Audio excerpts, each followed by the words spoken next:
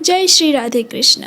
हिंदू धर्म में अन्य एकादशियों की तरह आमलकी एकादशी की भी अत्यंत महिमा है।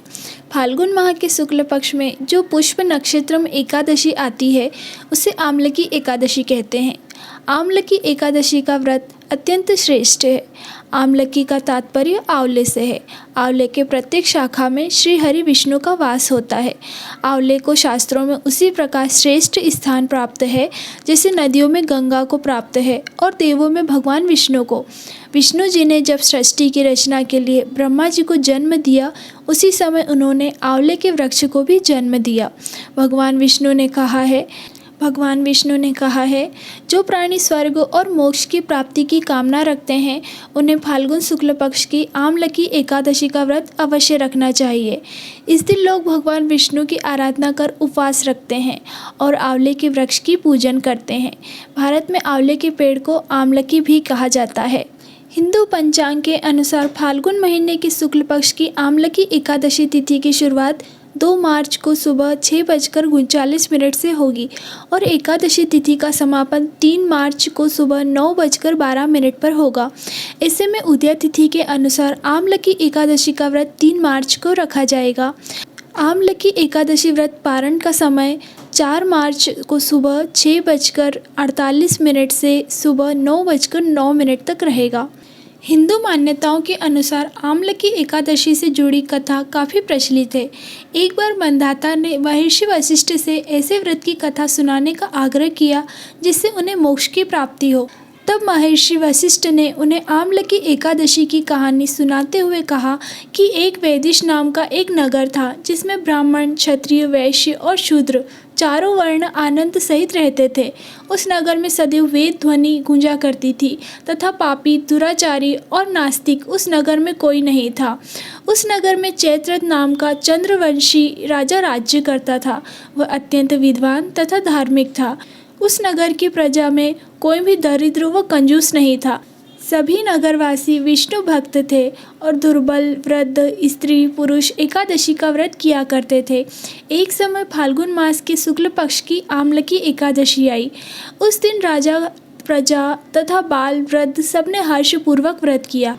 राजा अपनी प्रजा के साथ मंदिर में जाकर पूर्ण कुंभ स्थापित करके धूप, दीप, नैवेद्य, पंचरत्न आदि से आंवले का पूजन करने लगे और स्तुति करने लगे।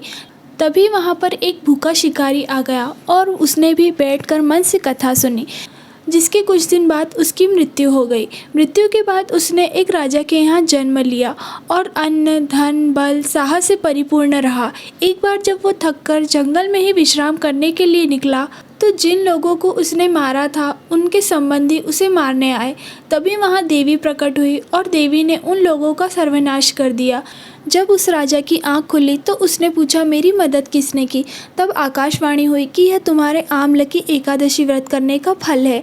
तुम्हारी रक्षा स्वयं भगवान विष्णु ने की है। तभी से इस व्रत को किया जाने लगा। इस व्रत के करने से समस्त पाप नष्ट हो जाते हैं। इस व्रत का फल 1000 गोदान के बराबर होता है। अब आइए जानते हैं आमलकी एकादशी के व्रत की पूजन विधि। आमलकी एकादशी का व्रत अपने आप में बहुत फलदायी होता है।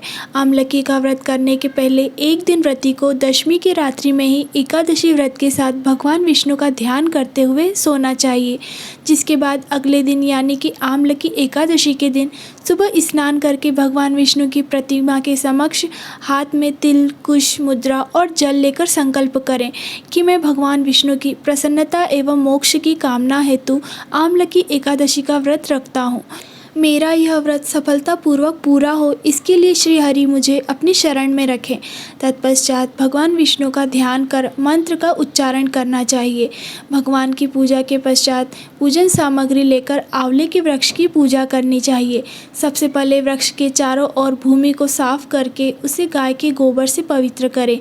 पेड़ की जड़ में एक वेदी बनाकर उस पर कलश स्थापित करें। इस कलश में देवताओं, तीर्थों एवं सागर को आमंत्रित करें। कलश में सुगंधित एवं पंचरत्न रखें। इसके ऊपर पंच पल्लव रखें, फिर दीप जलाकर रखें। अंत में पूजन करें। रात्रि में भगवत कथा व भजन कीर्तन करते हुए प्रभु का स्मरण करें। द्वादशी के दिन सुबह ब्राह्मण को भोजन करवाकर दक्षिणा दें।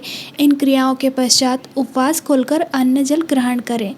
जय श्री राधे।